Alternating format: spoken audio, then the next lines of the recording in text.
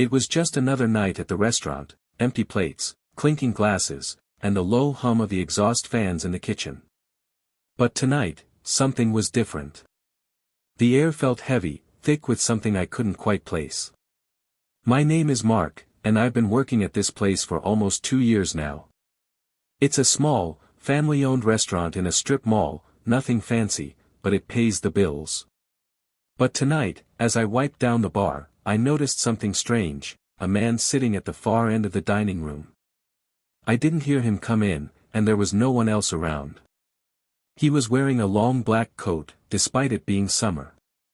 I only caught a glimpse of him at first, just the back of his head, his shoulders hunched over, and his hands resting on the table in front of him.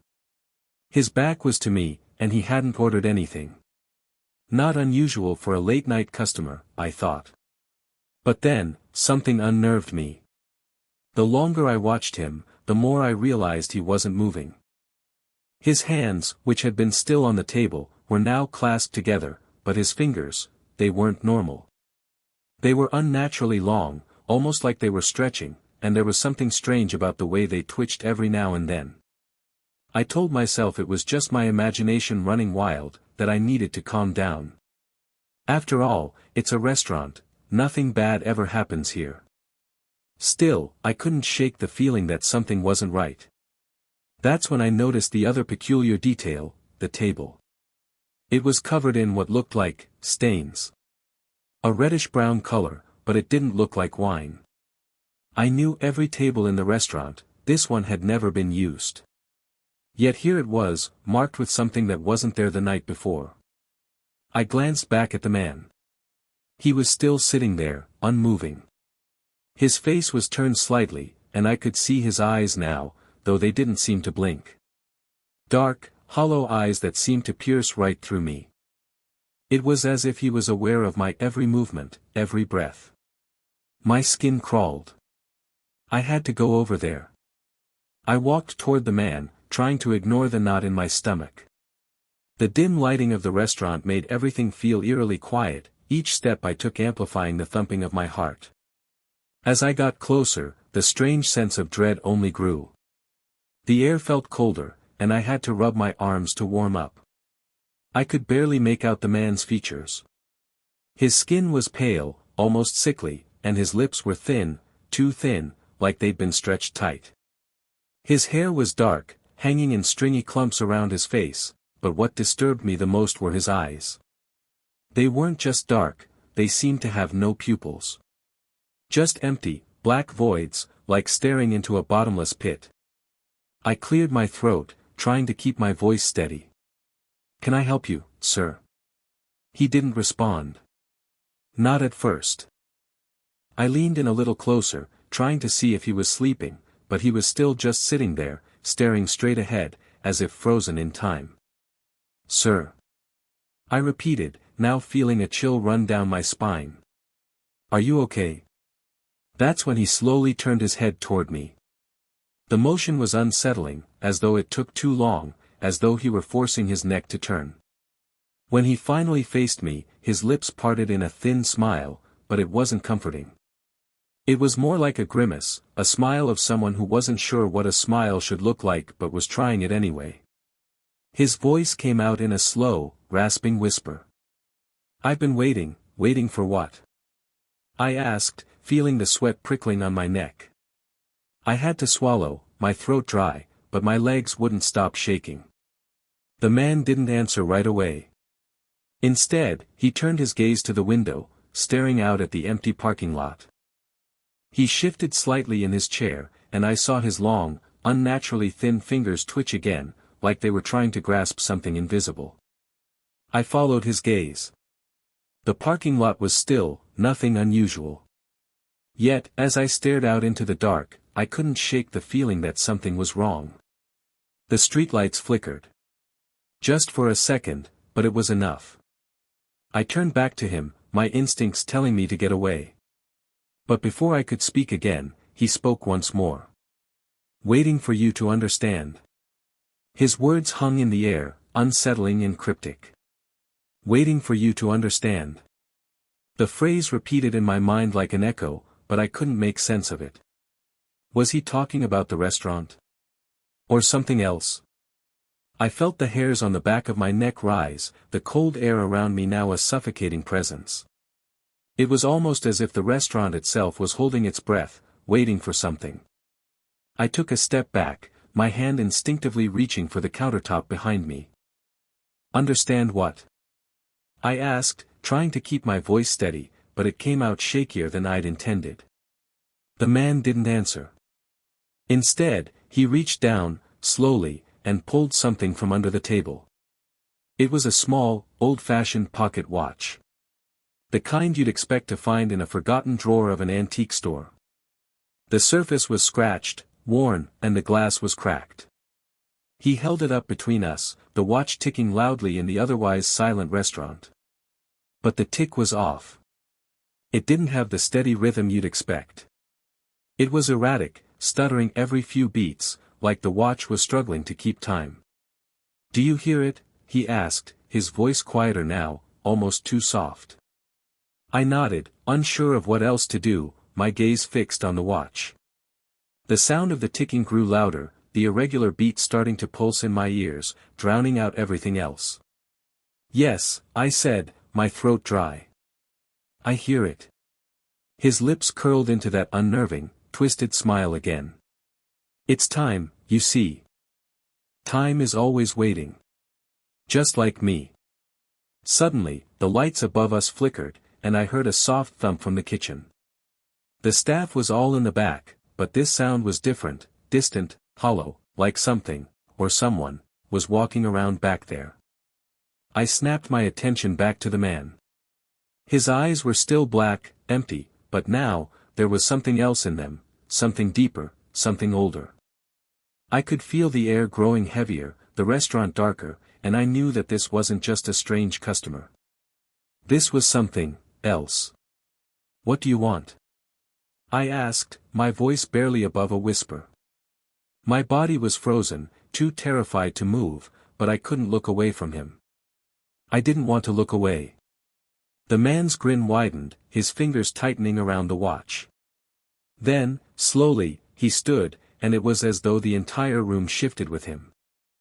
His movement was slow, deliberate, like something was forcing him to rise, as if he were the puppet and something else was pulling the strings.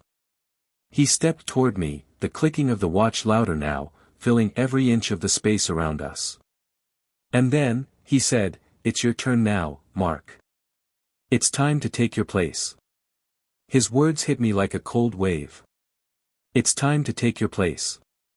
My mind raced, my heart pounding in my chest. There was no logical explanation for this, no way this could be happening. But everything around me was shifting, warping, and I could feel the weight of it pressing down on me. I took a step back, instinctively putting distance between us, but my legs felt like they were moving through molasses, slow and uncooperative. The man didn't stop. He took another step forward, his movements unnatural, his head tilting slightly as if he were studying me. My back hit the counter with a soft thud, and I forced myself to look away from him, glancing around the room in a desperate search for anything that made sense, anything familiar. But the restaurant felt alien now. The dim lights flickered erratically, casting harsh shadows across the walls that seemed to shift with every passing second. I turned to the kitchen, hoping to call out to someone, anyone, but my throat was tight, choking on the words that wouldn't come. And then, I saw it. A figure in the kitchen doorway. One of the cooks, Joey. But he wasn't moving. His body was standing perfectly still, but his eyes were wide open, unblinking, staring directly at me. There was no life in them. They were hollow, like the man's. Dark, empty voids.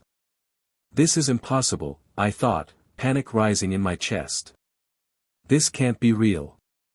But then, the figure of Joey in the kitchen slowly began to raise its arm, as if in some strange, slow-motion salute.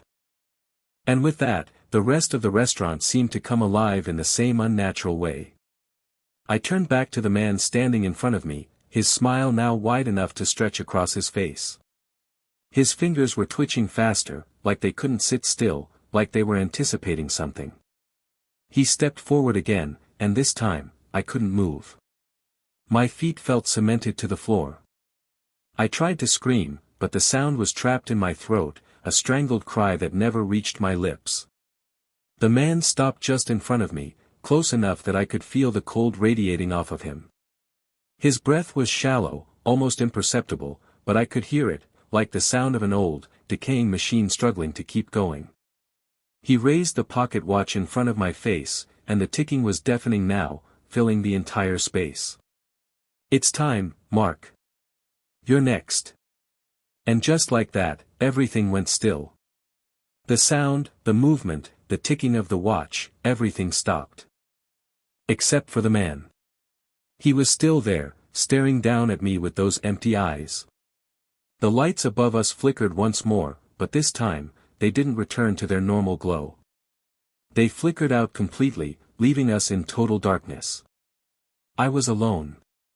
The darkness was absolute.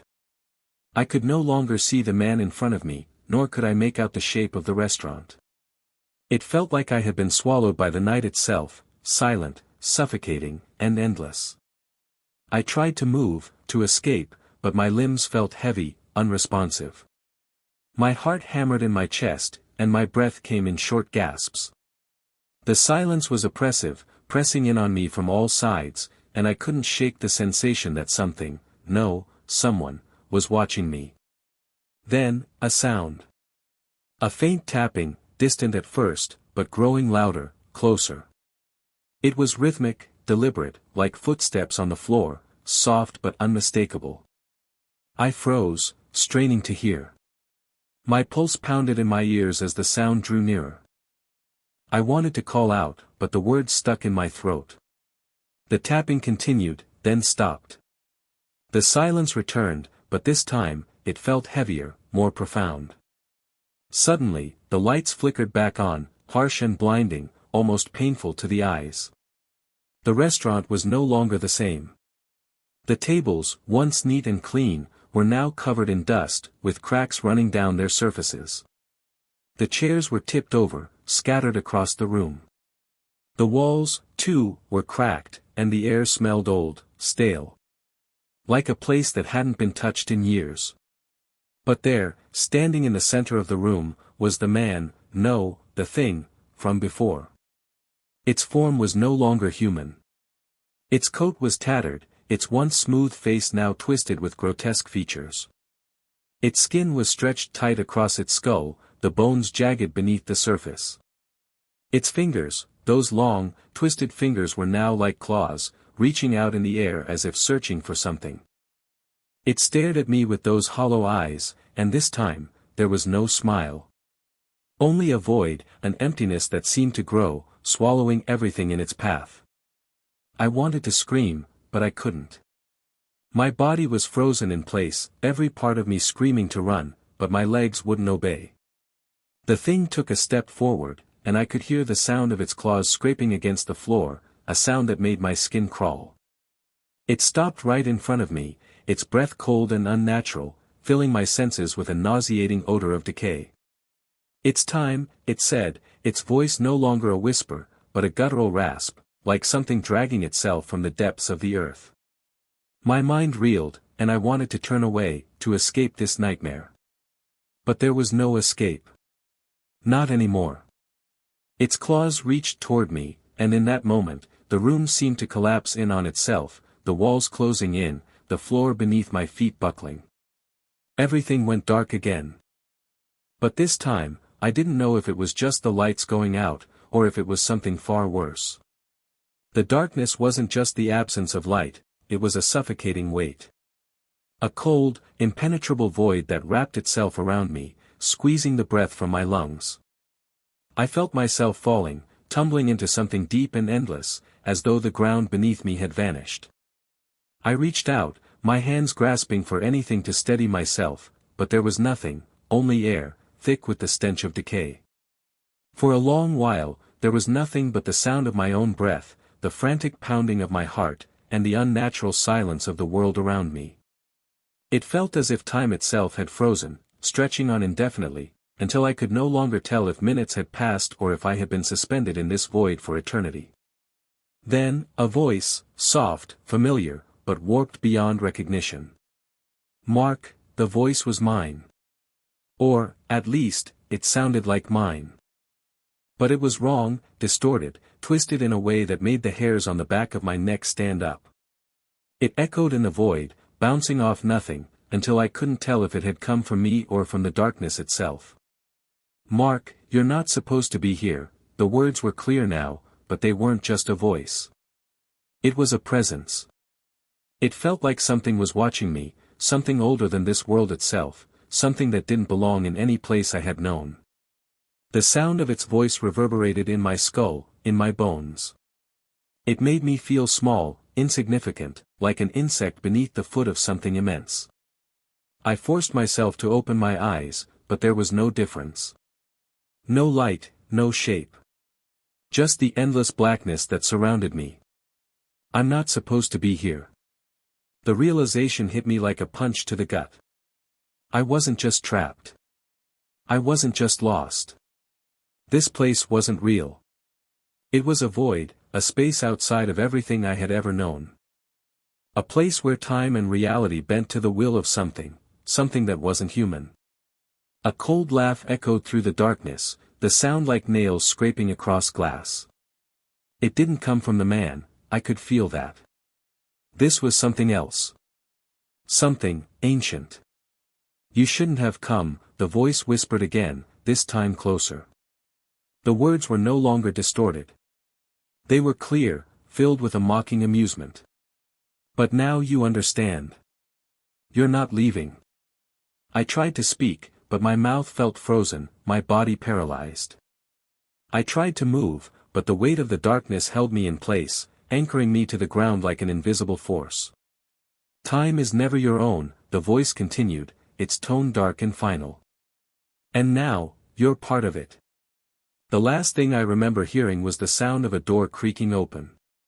But it wasn't the door to the restaurant. It was the door to something else. Something that would never let me go. I don't know how long it's been since the darkness took me. Time here, in this place, is a cruel trick.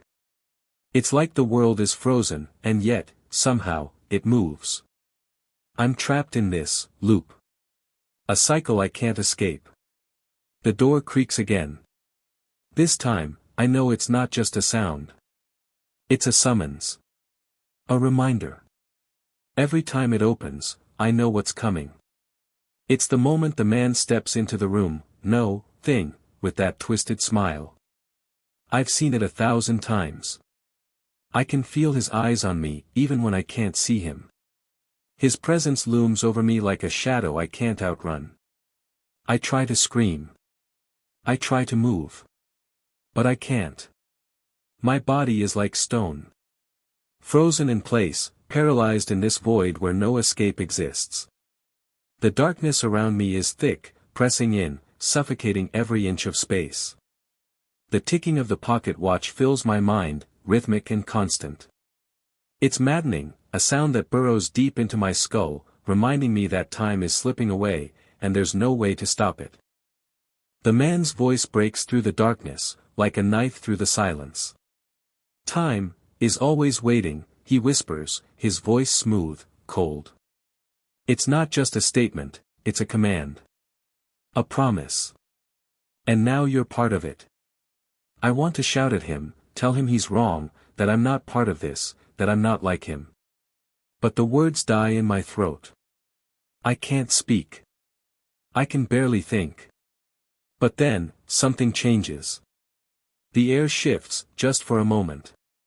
The suffocating darkness begins to recede, and I feel a flicker of light in the distance. It's faint, almost imperceptible, but it's there. A glimmer. Hope. No. It's just another part of the trap. I can feel it pulling me in, dragging me toward the light.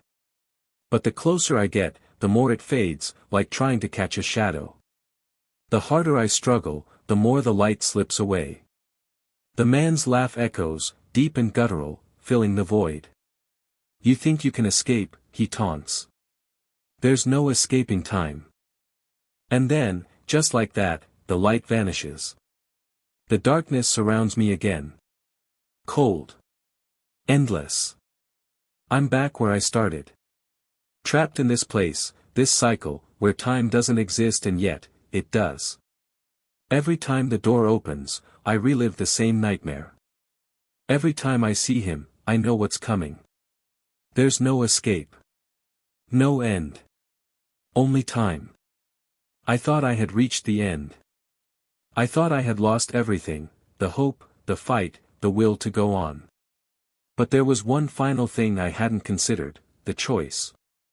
The door creaked again. That damn door. It had become a symbol, a trigger, a gateway to the endless cycle that I couldn't escape.